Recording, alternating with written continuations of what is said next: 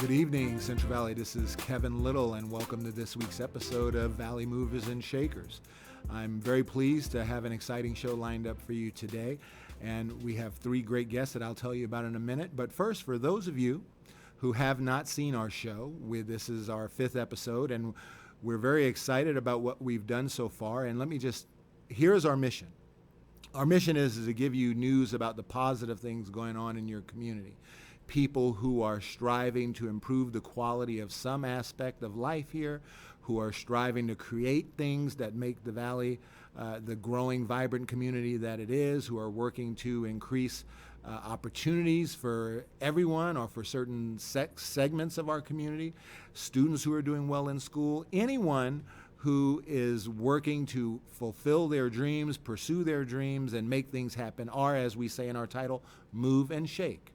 So, what you need to understand is everything around you, everything that from the stores you see, from the buildings you pass, everything is here because somebody worked hard to create it. Things don't just happen.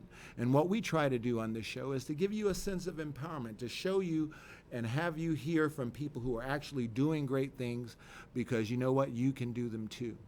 So we'll be back very shortly, but let me just tell you about our guests. Our guests are Dr. James Bushman, Head of Instruction at the University High School here in Fresno, near the Fresno State campus. And you'll hear about the wonderful things that school has done and is still doing. We also have the head of the Fresno Art Museum, Michele Ellis, Pracy, is going to be here, and she's going to talk about some of the wonderful things that are going on at the Fresno Art Museum in general, in terms of exhibits, and also some of the exciting things that are coming up this summer. And then finally, we have Ashlee Nicole Walker, who is with Alterra Home Loans, who's going to talk about some of the exciting things that are going on in her company. So we'll have a great show lined up. Stay tuned, and we'll be right back.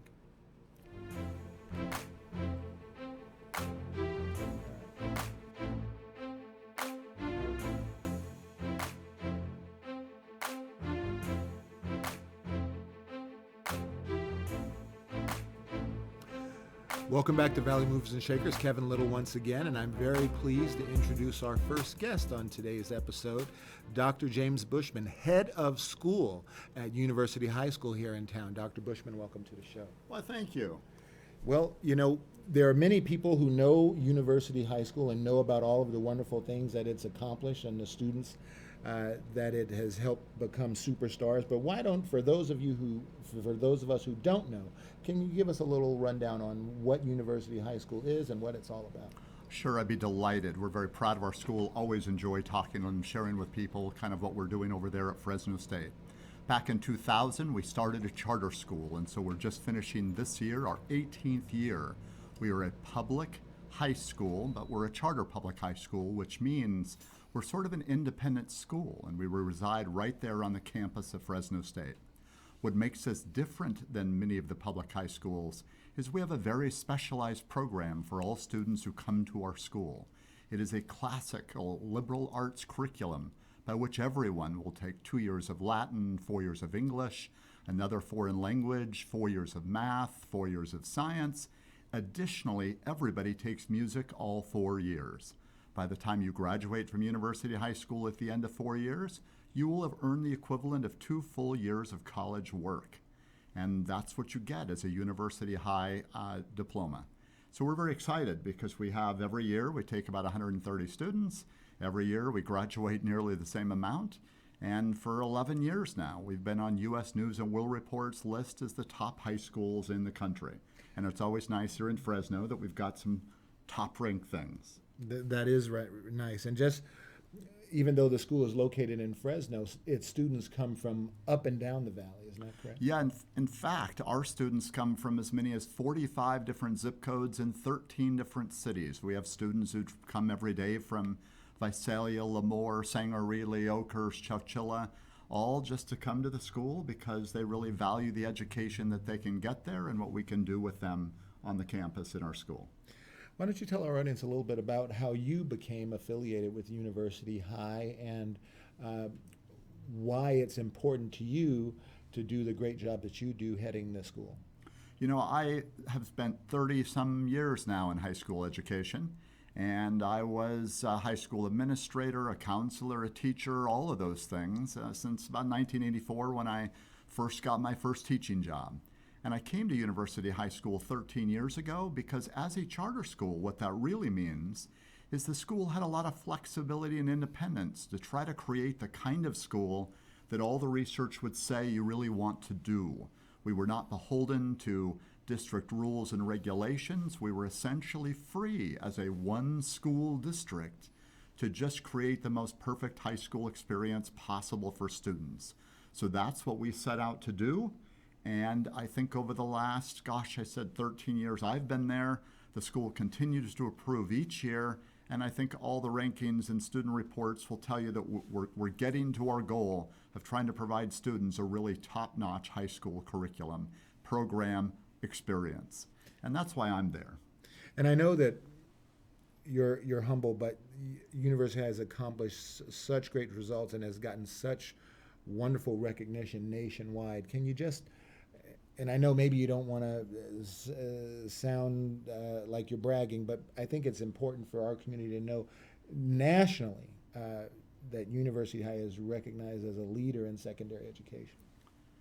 Yeah, we feel very privileged about that. Our goal is to create a great experience for our students, but it is true that U.S. News and World Report, which ranks high schools around the country, they rank 22,000 high schools roughly every year. And this year they said we're the 5th best high school in California, the 65th best in the entire nation. So we love that kind of thing. We've been on that list now for 10 years. Year after year, we're able to, our students just perform incredibly well.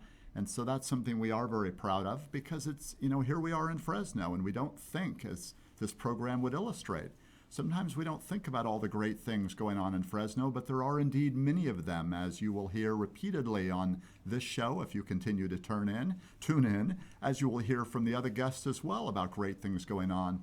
And it's nice to know that among those things we talk about, here we have a school that's a free public school available to anybody who wants a high school education and wishes to come. It's a choice anybody can make. You don't have to live in a certain district. You don't have to pay any money. All you have to do is apply, tell us you want to come. We use a lottery if necessary, and your child could attend and do their high school, career right there on the campus of Fresno State. And so that's a really nice thing. It's a nice thing that here in town there's some really terrific quality things that are available to our citizens. Dr. Bushman, I know that you wanted to talk a little bit about school choice, which obviously is very important to parents in the community when they're seeking to guide their children through the educational system, the public educational system specifically. And what is it that you think that families here locally need to know about school choice in the Valley, whether it be pertaining to University High or some other school? Excellent question. I was a high school counselor for 5 years, and what I learned from that experience is not every student is cut out to attend the traditional high school that we have here in town. There are many terrific traditional public high schools, Fresno High, Clovis High, all the schools in between, and in general, they serve 85% of the population exceptionally well. But some students just have a different bent. They have different interests, different concerns. They want to learn differently than what a traditional public school would provide. And that's where charter schools really fit the bill. Charter schools are designed to say, hey, we're going to give you an education, but we're going to focus on something very specialized. So think of it like a mall. There are lots of Macy's in this town, but if you want the little, under 21 store because that's the clientele you want served, then that's what a charter school can do. It is the boutique school that might be the right thing for you. And the thing is, there are lots of charter schools in this town. There are 35, 40 of them, all providing different kinds of programs. Even the local public schools offer, in some cases, they'll have what they call a magnet school, which offers really a specialty program different from what the traditional K-12 typical diploma will offer. And that's why you as a parent would want to find that kind of school. And I'm speaking of high schools, yes. But elementary schools, middle schools, there are all kinds of charter choices, and parents want to learn about them to find the right one. Well, let's say that I'm a parent in Fresno, which in fact I am, and I have a child who seems like, as you say, he has a different bent or she has a different bent. And I, as a parent, want to help identify some of the more appropriate educational choices available to them. Are there resources here locally that can help guide me through the selection of charter schools or traditional schools and give me some meaningful input? Yes, there are, but not very many. And this is the big shame, really, is that we have all of these great schools in town, lots of school choice parents, and yet we don't do a good job of advertising to parents what those choices are. So you might think you just need to go to your local school. You live in a certain area, well, here's my local public school, I must go there.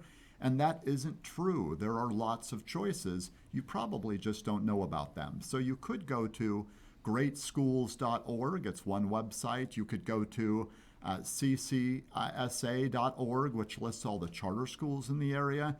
You could go to niche.com, which has a listing of schools. In fact, I'm finding that if I go to Google or any web search and type in local schools near me, you can probably find a whole list of them that includes ratings and rankings and other things to help you be a smart consumer for your kids. But you can always go to this public school that your child's at and ask them about other choices. They can tell you about those things as well. But the important thing is, as a parent, to start early and be proactive on behalf of your child. And that's exactly right, parents. Don't just think that every school is the right school for your child. That's not the case. And while, again, so many students do wonderfully just going to their neighborhood school, for some students it's probably better they go to someplace else. And that's what we want to pay, we would implore you to pay a lot of attention to. We have a long waiting list at our school for students who wish to come. We wish we could serve more than we could, but the truth is that a lot of students that want to come to our school, when I talk to them, there are other schools that might have been more appropriate for them. You have a choice now that you didn't in the old days. Do you want your child to go to independent study school? Do you want them to do or earn their education by doing online education? Do you want them in school every day, only certain days a week? Choices exist now for all of these possible options, and that's what we want parents to know. Now, I know University High encourages its students, both its applicants and the students who matriculate into the school, to be well-rounded, not only to strive to achieve excellence academically, but also to play instruments and have other interests, community service, and maybe you can talk a little bit about University High's mission and just in general why it's so important parents be educated to encourage your children to be as well-rounded and have as many varied interests as possible. And that's a great question. Our goal really is to produce students, to graduate students who are really good thinkers. That's why we call what we're offering is really a liberal arts education. That means we want our students to be very well-rounded, well-versed in all aspects of academia. We want them to be good thinkers, to be able to make good decisions. We want them to go out in the world and feel unafraid to do whatever they want because they're prepared and they feel prepared. So that's our goal. We would say it's sort of a college prep curriculum, but it's really a life prep curriculum. And we include everything you can imagine, from how to pay your taxes to how to do well in an interview, to how to do use important programs, how to work well together, how to tell fake news from non-fake news. These are all part of the curriculum that we teach, along with our English and biology and all of the other things. So if you want that kind of curriculum, then we would be that right kind of school for you.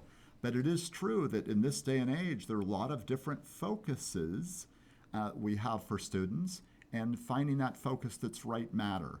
We're really pleased that we can be very responsive. That's one of the goals of charter schools, is they can really pay attention to where their kids are coming from, what do their students need, and then provide that in the education they're offering to you and your child. Thank you. And obviously, to be at the forefront of secondary education, not only in Fresno, not only in California, but nationwide, I always believe to stay at the top, you also have to be on the cutting edge. And what does University High's administration, which of course you're the head of, do to make sure that its education remains on the positive frontier education. You know, and we look at this every year. What is going on, for example? What happened this year? What happened last year? What does that tell us? So, for example, we're seeing a lot of incidences with social media. And that made us realize we need a social media curriculum. We need to make sure our students know how to use social media appropriately, how to avoid trouble, how to be safe. Fake news was a big issue for us last year, really making sure kids can differentiate between truth. You know, what is a fact? What is opinion? How does that matter, not matter? Now we're hearing that the newest thing employers are looking for when people they hire are students who know how to work in a team. Can students work together to solve problems? Because that's what employers want. So we then talk to our teachers about, as we teach, let's make sure we're putting students in situations where they have to practice working with each other, where they have to practice communication. These are the kinds of things we look at every year. What are the new skill sets kids need to be aware of that we can then incorporate into our own curriculum so that our graduates are always ready for whatever is the latest and the most important thing that we think we need to know. And that includes constantly looking at technology, the expectations we have for students. What do you need to know now on technology versus what you needed to know in the old days? All of these kinds of things are evaluated every year. And we use parent surveys and as well as student surveys. We use alumni surveys as well, all to tell us what our students need from us so we can graduate kids truly ready to deal with the world as it is today. You obviously are so energetic and enthusiastic about what you've done. You've been at University High for 13 years. What would you say are some of the most important things about your job that just keep you as energized as you are and as motivated as you are? You know, every year it changes. I'm really pleased because just 2 weeks ago we had graduation at University High School. Our kids are in elective session now. Sort of a unique thing we do where all of our teachers put down their curriculum and offer an elective. We have kids who just came back from Costa Rica yesterday. We've got kids up at Millerton Lake through tomorrow who are doing sailing. We've got kids doing all kinds of activities. And we're really excited the year's going to end. But for me, what's even more exciting is we have a brand new class of freshmen that will be entering our school in August.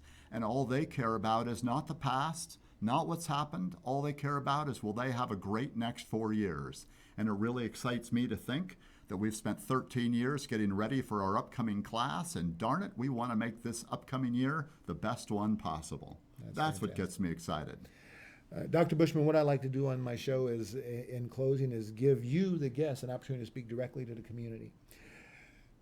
Let's assume, as we hope, that there are some elementary school kids out there who are thinking, maybe they didn't know about University High before the show, but maybe they have dreams to achieve to the level that some of your students achieve. What can they begin thinking about and focusing on now to get there, maybe in 6, 8, 10 years? Being in the right school matters. Having a good teacher is really important. Students, if you're happy with your school, then just work hard, take advantage of the opportunities there, and keep plugging away because education continues to matter. Don't let anybody tell you differently. And parents, if you're finding that your kids are not happy and or you're feeling like the school is not meeting the needs you have, don't be afraid to search for alternatives because they are out there. And they may be a better choice than what you have. And no one can stop you from accessing a different public school than the one your child's in, if you so wish to do so. And remember, we don't cost anything. This is free. Kids have to be in school, and you do have a right, and you do have choices as to where that school might be. So take advantage of it, because a happy child is going to just do better. And that's what we all want. Some students don't do well in school because school, the way it's done, doesn't work for them. How awful to graduate from school never getting engaged in it because you just weren't having a good experience. That could all change if the school's changed and the child's at a place where they really want to learn. It's amazing what we can learn when we want to, and we want to when we're with a good teacher in a good place. Well, we certainly have a good teacher, and we've got a great place here locally at University High. Dr. Bushman, thank you so much for what you bring to the community, and much continued success. Thank you. We'll be right back after these messages.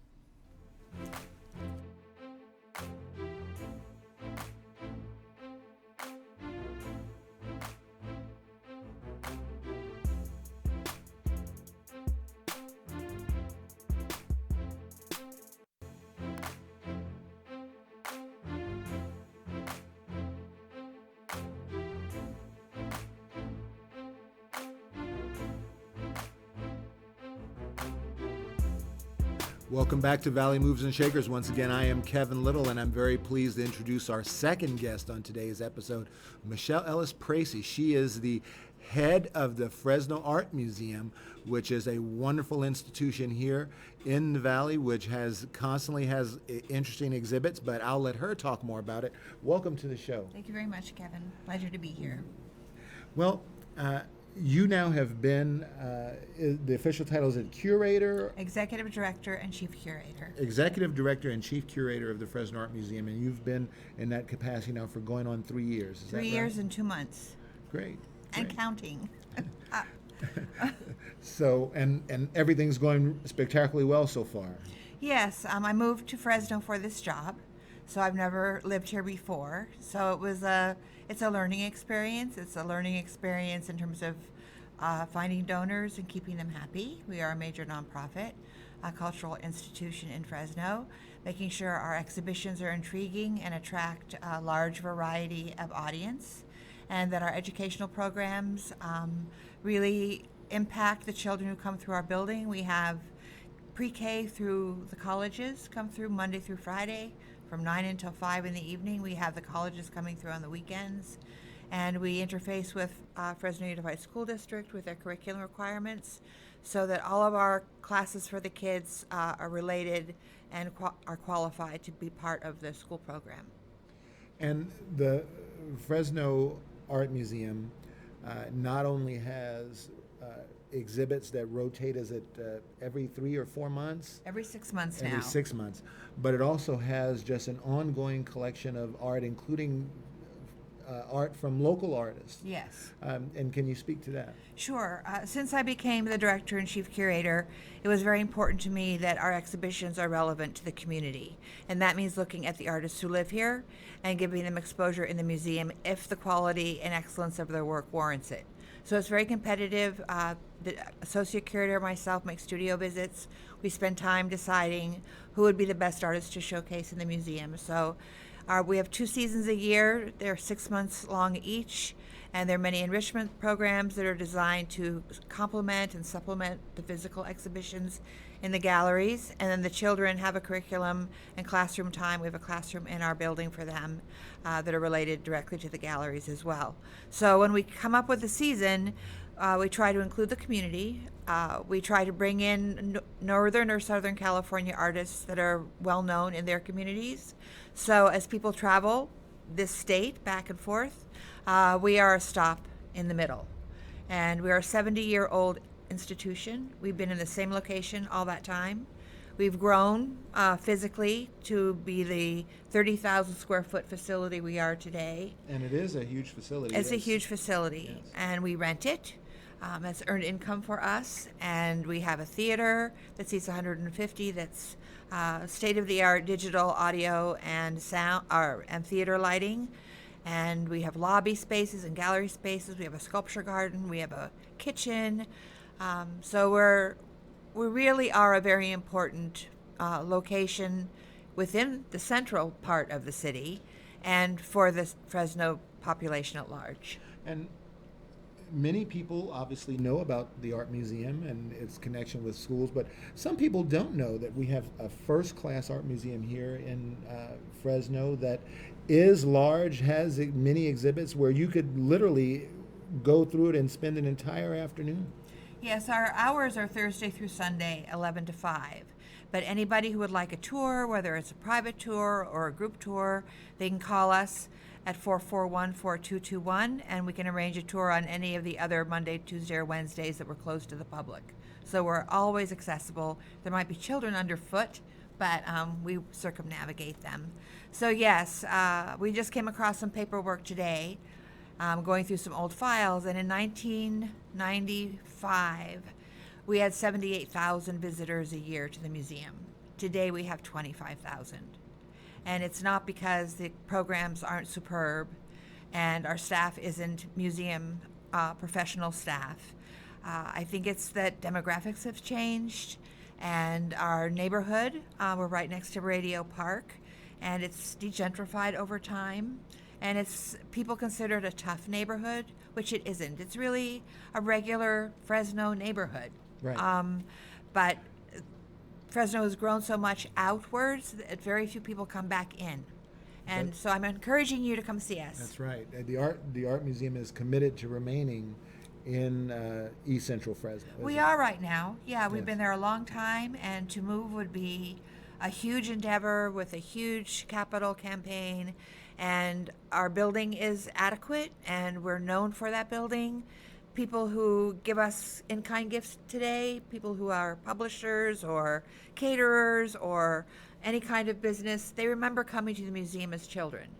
And they've established their businesses here as adults. And they have a true fondness for that institution, and we intend that continue to be that for people. And the Fresno Art Museum also has, and we're going to talk about the exhibits that you're very excited about in a minute, but I did want to say a word. We've got summer coming up this week or next Yes. week. Kids are out of school. For parents who are looking to engage their children in the arts this summer, can you tell them a little bit about what's available at the Fresno Art Museum? Yes, usually I let my education director, Susan Yost-Filgate, talk for me, but I've got my cheat sheet on my phone. She says, for FAM, Fresno Art Museum, Fantastic Weeks of Art for Kids and Teens. So primarily the age group is 8 to 17. We do hire practicing artists to be the teachers. So they're not just getting somebody who knows how to embroider. They're actually practicing and working artists and making a living, we hope, from that as well. So we have 4 different weeks with each a different subject matter. They begin on, where is the date? They begin in June, I believe. So we have one called Trashin', where kids will be designing garments from recycled materials that we will provide them or they can bring from home. It's very cool. Then there's a fashion show at the end of the week. Mural making, we have a muralist who comes into town who is a muralist with Art Brigade, and he teaches a great class that's 10 to 17.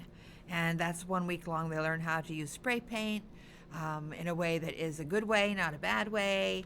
He teaches them all about graffiti, and he's just a great teacher. This will be our 3rd summer we have with him. Then we'll have a sculpture week and a drawing and painting week. So if you have children of that age group, middle school to high school, with nothing to do, we do provide a fabulous program for them. To many people these days, and I know you did say that we've had a change, a shift in our society. A lot of us are too busy with these things and just other things going on in our own lives. But this is an education-themed show, so I'm going to let you address our audience. Can you remind folks why an appreciation for the arts is an integral part of not only education, but of just being a well-rounded person? Right. I think Fresno has always been proud of its cultural art scene, and that includes the Philharmonic, it includes the Fresno Art Museum, it includes the individual artists who work in this town and teach in this town. And there are artists who come to Fresno now from the Bay Area and from Southern California because the cost of living here is so much more affordable. So if anything, it's becoming more cemented and not as fractured as some people think it is. People ask me, well, why does art matter? You know, isn't it something extra in your life? And of course, I don't believe that because I've made it my life. I think art allows people to realize that there is beauty in the world.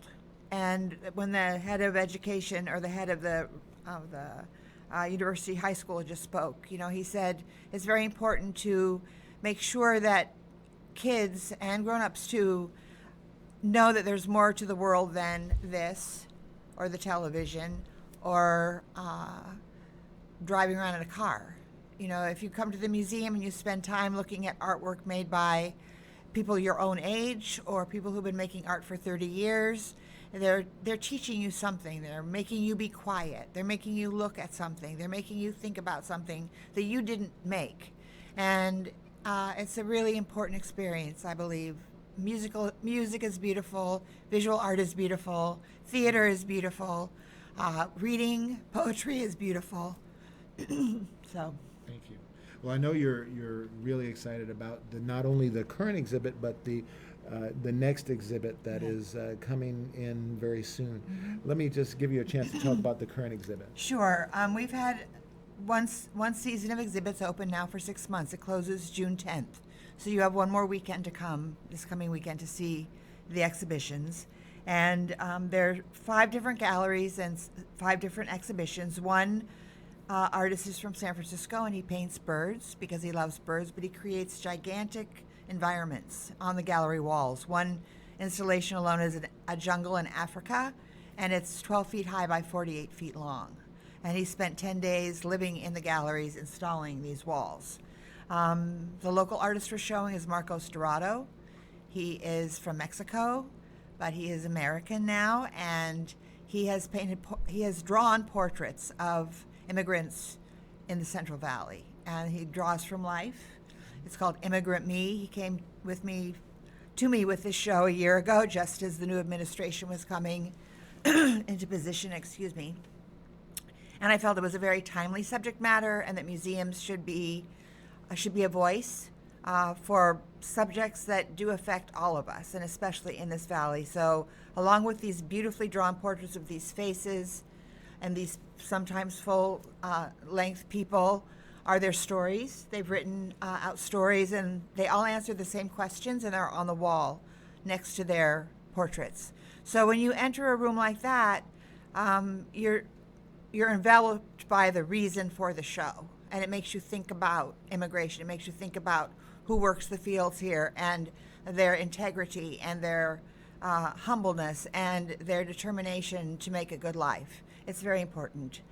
We have a wonderful sculptor, painter, drawer from San Jose, Holly Lane, and she's done a gorgeous group of pieces that are sculptural with paintings embedded in them called Indwelling Nature. And then we have a children's exhibit that we do every year. It's the full length of the school year, so you only show that stays up an entire year instead of every 6 months. And this season and next season, we're going into the 3rd grade classrooms and using their children's storybooks. And we go find the illustrators and the artists who make the drawings or paintings in those books, and we bring in the original artwork. So the children can walk in that gallery and they're, oh, we read that book in class, but oh, this is how the paintings are made. Right. And then we have the book, and we have the different stages of the original artwork from the books. It's really lovely. And that seems like a great way not only to entertain children, but also to give them a sense of empowerment, that there are adults who or real people who are creating these beautiful images Right. that they look at. And that they could be an artist too someday. You know, there's something very wonderful about that, and you can make a living That's right. by doing that. And so the current exhibits are going to be at the museum until the 10th of June. Right. And then things will change. Right. Then we close down for 5 weeks so that we who work the museum, we who are the curators and the people who install our shows for us, we have full run of the place. We don't have to worry about people coming in and tripping on a line of, whatever, or falling over a ladder. So we just close down for 5 weeks. And we'll reopen on July 14th to the public. The opening reception is Friday night, July 13th. If you're a museum member, you come for free. If you're not a member, it's $10 at the door, but we have great food and a no-host bar. Once again, we're opening 5 new exhibitions, and they will run 6 months. The main galleries are taken up by a 91-year-old weaver from Berkeley. Her name is Keiseki Machi, and she is an honored artist for a certain auxiliary group in the museum. For 30 years, we've honored a woman artist over the age of 60 who is exceptional, is well known nationally and probably internationally. She has to live 100 miles outside of Fresno. So we tend to concentrate on California artists. So that's the museum, and that's a relatively new tradition, last several 30 years. years. 30 years they've done this at the museum. And honoring women artists Right. who are somewhere within the 100 miles or so Outside of the 100 valley. miles of Fresno. Right. Anywhere outside 100 miles. That way we can't be accused of nepotism or Right. favoritism. Right. So she'll take up 2 galleries with work that spans from 1945 to 2017. So as curators, myself and Christina Hornback, we looked at a lot of work to cover those 70 years Right. on her part. And she graduated from high school in a Japanese internment camp. So she's an internment camp survivor. We're also giving our Moravian gallery to a Sausalito Tiburon painter, Bay Area painter Guy Deal, who does modern contemporary still life. They're exquisite. I'm doing a groundbreaking exhibition of black and white photographs taken between 1960 and 1964 of the black migrant townships, Pixley, South Dos Palos, and Teviston. And these photographs have never been seen in the Central Valley. They are incredible. They were taken by a young man who's now in his 70s. So these are local, still very rural communities. Yes, they are. Yes. And so it's a look back in time. They're very much like the Dorothea Lange photos of the migrants from the Dust Bowl era. Yes. But these are the black townships right outside of Fresno. And a lot of people don't even know they still exist, let alone were established way back when. Sure. And then we have the new children's show, and then we have a really cool woman from Joshua Tree who felts. She's a felt maker. She makes all of her own felt. She sculpts in felt. She paints with felt. She's going to create an environment for children to play in that's felt. And so she's going to have her own gallery space. And so it sounds like the exhibits are intended to be varied to attract people no matter what their arts culture. Exactly. You bring them in, and then they can be exposed to all different types of Exactly. stuff. Increase their appreciation. Exactly. We want there to be variety. We want each gallery and each artist to have their due and to present them in the best possible way. And it's a very exciting summer, fall season. So, as the head of the Fresno Art Museum, what are your goals for the next few years? What are you trying to have in the works to try to increase the museum's patronage and also to just attract new art? What are some of the things you're working on? Because people might think that they don't realize all of the legwork and all of the planning that goes into what you do. Yeah, we are 6 people, full-time staff, and that's a very tiny staff for a museum our size. And we're all professionals in our field. What I hope to see from Fresno is increased attention for us. It's very important that Fresno have this museum. It's been important that it's had this museum in the past, and we need to be here in the future. And we are a major nonprofit. We do depend on support from the community. We receive no state, city, or federal funding, and that's becoming even more tight anymore. So we do our work for you, and we hope that you will come and see us and believe in us, and that we are worthy of keeping us here. And the best thing that Bottom people line, can do to support the museum is go to the museum. Come to the museum, become a member of our museum. We have our annual fund drive out right now, which is very important to us because our fiscal year ends on June 30th. I, as the executive director, am working to meet my budget, and general annual fund money is general operating income, and that's crucial. I mean, it's a business, and it's crucial that I have the income to run the business well. Michele, Pracy, we really appreciate the Thank energy that Thank you you. have brought to the museum. Thank you. And we're glad now to have you as a member of our community for these past 3 years, and we hope to have you around for many more. Me too. Thank you so much. Thanks so much for Okay, coming on the show. see you at the museum. Likewise. Okay. Fresno Art Museum, thank you so much. We'll be back after these messages.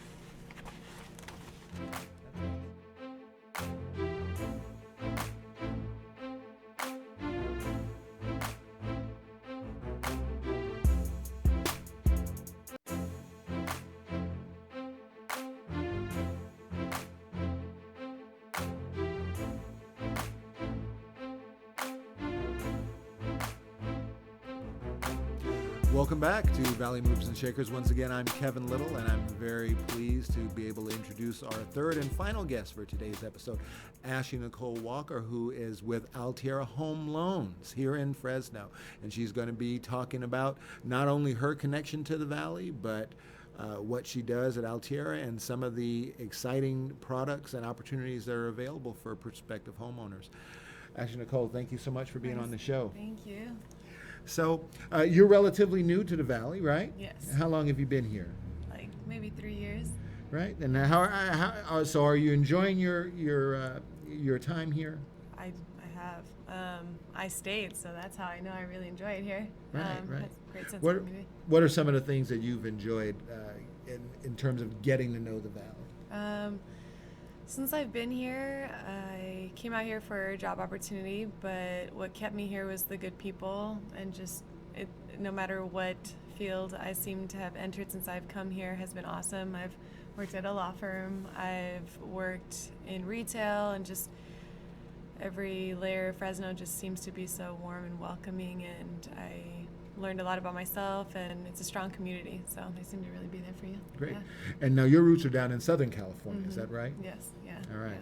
Yeah, So, well, we're glad to have you. So now you're at Alterra Home Loans, right? And first of all, where is that located? The main office is going to be on Alluvial, but my office specifically is on Palmdon, which is like right by on Palm and Herndon right there, right behind the car dealership. Okay. So it's like 677 Palmdon Avenue. There you go. So what do you do?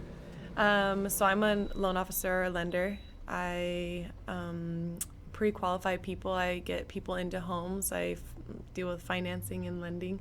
So whether it's purchases or refinances, we specialize in residential. So I'm assuming you get a lot of satisfaction, most particularly, and I've spoken to a lot of people in your profession, but about helping someone get into their first home. Yeah. And can you talk about the satisfaction that you get out of helping somebody achieve their initial dream of becoming a homeowner? Well, I actually personally just became a homeowner, so I can identify a lot with my customers, which is a lot of this, I guess the satisfaction comes from buying a home isn't something you do multiple times in your life. It's kind of like a one-time experience, and what I get to do is I get to educate myself enough to walk them through it, to kind of anticipate what kind of questions they're going to have, and just to make it as fluid as can be. It's a huge investment in someone's life and a huge step, and I kind of think it's kind of the American dream. When you get a home, you think you've kind of made it, so it's exciting. Now there's some exciting things going on in real estate here in the valley right now. Are you seeing some reflections of that in your office, that there's increased activity or different types of clients coming in? I definitely see it's summertime, so everyone says during the summer a lot more people want to be moving into their homes and getting ready to have their kids start school. So I see it seems like there's like a shortage of homes because they're going so fast, but it's awesome for, It's definitely a seller's market right now. Definitely, yeah. So if you're trying to sell Right. your home, it's a good time, and you make a great profit off of it. So, can you explain, and I'm sure that there are some people who are going to watch this who have never owned a home and don't even really have a good idea of what that process is Right. when you go and are applying for a loan. Can you kind of just outline what that process entails from step A to the end? That's actually a good question, because what happens is a lot of people come in. The main requirements I can think of off the top of my head when I meet a client is we ask for 2 years. You essentially have to have 2 years of consistent employment, whether it doesn't have to be consistent at the same position, just 2 years of past employment. So you bring in your 2 years W-2s or 1099s, and you have to bring in 2 months consecutive bank statements, as well as 30 days worth of pay stubs. So unfortunately, if you are self-employed, you have to just we base your income off your 2 years tax returns. So that's really all you need, because we just base you off we pull your credit. So make sure to be working on your credit. The minimum for an FHA loan, it would be sitting at as low as a 580, and for a conventional would be as low as a 620. But it's one of those things I think a lot of our bank apps allow us to check consistently on our phones, and just to stay on top of that. But So let's say you have someone who is making a good living, but that hasn't always been the case, and maybe they've got what is a little bit of an ugly credit report. Right. Maybe we've all been there at some point. But maybe they think, well, I can't. There's no way I could ever get a home loan, and that's not true, is it? No. Can you explain that? Yeah, well, I mean, there's definitely a lot of credit cleanup agencies that we work with, and opportunities to build your credit.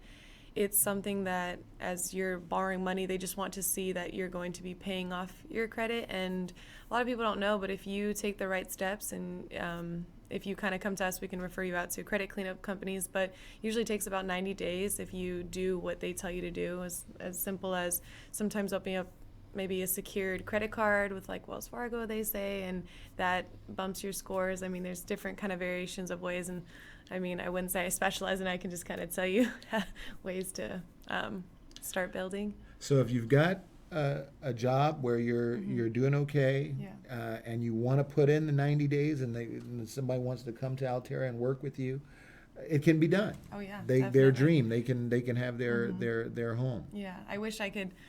This has been kind of an awesome platform to reach out to local people in Fresno, because a lot of people I find come to me and say they just became self-employed and they're like, oh, I wish I had known sooner. And so knowledge is power. So I mean, come one, come all. There's never a silly question. There's a lot of questions that if we don't have it at that time, we can always find it. And we have a lot of resources and a lot of people supporting me staff-wise. And no, it's definitely a good possibility to get a home out here. Now, a lot of people are also intimidated by the thought of, they think, home loan, I'm going to have to fill out a mountain of paperwork, and I can't do that. I don't have time for that. And that's what you guys are there for, yeah, right? Definitely. Yeah, can you explain, what kind of a time investment do I, as a prospective homeowner or home loan customer, need to put in to get all of the paperwork done? Am I talking about days of my time or hours? What are we talking about? I mean, we definitely work for you and the client, so I try to, time is money, so I definitely try to maximize and try to be very efficient with what I ask clients to come in with. If you come in with those 3 requirements, the 2 months bank statements, the 2 years W-2s, and the pay stubs, I run the numbers. I do that all on my end. So you probably maybe takes you like 20 minutes of your time to come in, sign maybe authorization forms to pull credit and things like that. After that, once we pre-qual you, we refer you out to a real estate agent, and they start taking you shopping. And even the real estate agents I've worked with great ones, from Movoto to Guarantee, to Remax, and all those companies. They have great ways of using their MLS to reach their clients with their specifications, so you're not just on taking a Sunday wasting 4 hours of your day. You can specifically pick out which properties they've already sent you and go from there. And once it comes time to signing documents and doing appraisals, even that they make it really efficient. I feel like there's a lot of processors taking care of all that on the back end. So I don't want to make it sound like it's easier, but it sounds like if you get your documents together, come and spend 20 minutes or so with you, and then just do what you tell me to do for 90 days, I can have a home. It's as long as tangible. keep my job and continue working hard. Yeah, it's very tangible, and we're here to help. So. Right. Well, or is there any? I'm going to give you this. I did my other guests. This is your chance to speak to people out there who are thinking of purchasing a home. What advice do you have for them? I mean, I feel like we covered a lot, but if I had any piece of advice to give, would just be to ask a lot of questions, to reach out, whoever that needs to be, whether, sometimes it's hard because it just feels overwhelming. A lot of people I find themselves on like Zillow and Redfin, and you're finding yourself kind of Googling and messaging those, like chatting those people that kind of pop up on your bottom right corner. And I feel like if you just reach out to any lender or agent locally, they're more than willing to help you just answer questions. There's no cost to ask questions. We're here for you. That's why we're licensed, and we're excited to get you into your new homes.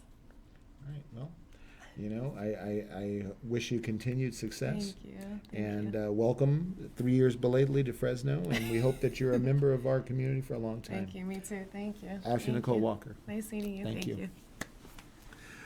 Well, that'll do it for today's episode. I hope you enjoyed our 3 very interesting and very different guests. And we will be here next Thursday at 6 p.m. once again, and we hope you tune in. Have a good night.